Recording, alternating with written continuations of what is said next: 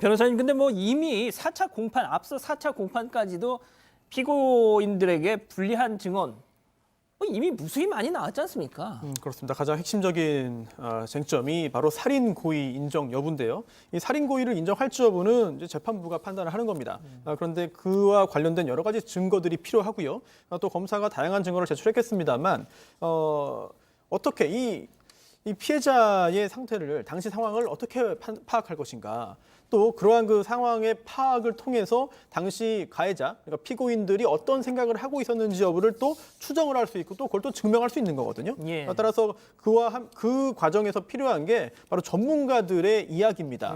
그 전문가가 누구냐면 이제 그 국과수 소속의 그 부검의가 있겠고요. 예. 그리고 또 그 외에 또 이 분야의 전문가인 그 법의학 교수가 있습니다. 이미 지난 공판기일에 나와서 이야기를 했는데요. 이게 좁은 의미의 증인이라기보다는 감정 증인이라고 볼 수 있습니다. 특별한 학식이나 경험으로 알게 된 사실에 대한 이야기를 하는 그런 감정 증인들인데 내용을 좀 요약해 보면은 특히 그 부검의의 경우에는 지금까지 봤던 아동 학대 피해자 그 사체 중에서 손상 상태가 가장 심했다. 이거는 곧 엄청난 공격이 있었고 또한 그 강도가 굉장히 강했고 이건 곧 양모가 적어도 살인의 미필적 고의를 가지고 가해 행위를 했을 것이다라는 쪽의 증명에 힘을 실어주는 증언이 되겠죠. 그리고 또 유성호 서울대 교수도 당시 5일 정도 간격이 있었다는 거예요. 그렇게 보인다는 거죠. 이제 장관막 파열 그리고 그 췌장 절단인데 이게 한 번에 이루어진 게 아니라 적어도 5일 정도 간격이 있었다. 그렇다면 굉장히 극심한 고통을 호소했을 것인데 이걸 옆에 있던 양모가 모르지 않았을 것이다. 예. 그런데도 추가적인 공격 행위가 있었다는 얘기는 적어도 살인의 미필적 고의 인정에 상당히 중요한 근거가 되지 않을까 생각됩니다. 알겠습니다. 그럼 여기서 이번 재판 체크포인트 짚어보죠.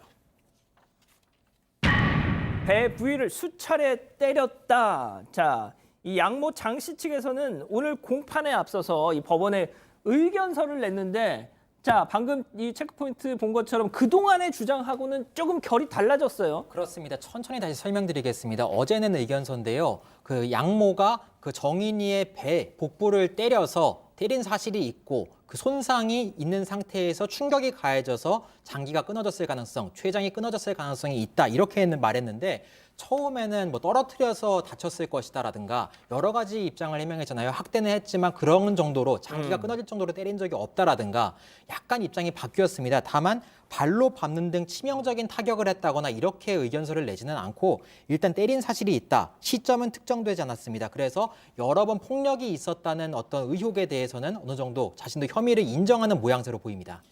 자, 교수님. 네. 이렇게 갑자기 태세 전환을 한 이유는 뭘까요? 그러니까 어떻게 보면은 부검에 따른 사실 객관적 사실을 뒤집는 건 어렵잖아요. 지금 이제 내장이 파열돼서 결국 사망에 이르렀는데 그것을 때렸다고 안 하고 그냥 떨어뜨렸다 하면 맞지가 않으니까 일단 때린 건 복부를 이제 때렸다까지는 인정을 한 겁니다.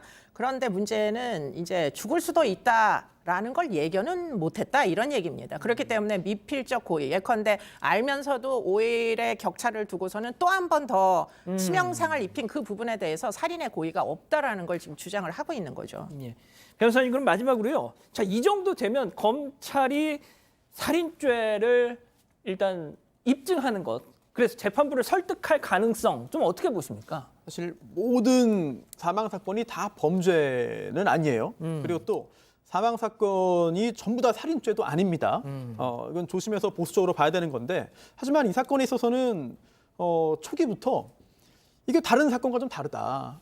이거 살인죄 증명 가능성이 충분히 있어 보인다. 예. 이런 생각을 했습니다. 왜냐하면 피해자의 어떤 상태가 너무나 심각했어요. 그렇죠. 이런 걸 볼 때 살인죄 입증 가능성이 충분히 있지 않겠느냐라는 생각을 했고 또한 재판 과정에서 나온 여러 증인들의 이야기 역시 검사의 공소 사실에 부합하는 것으로 보이거든요. 따라서 물론 모든 사건이 다 살인죄는 아닙니다만 적어도 이 사건은 살인죄 증명 가능성이 다른 사건보다도 훨씬 높지 않겠느냐라는 생각이 듭니다. 알겠습니다.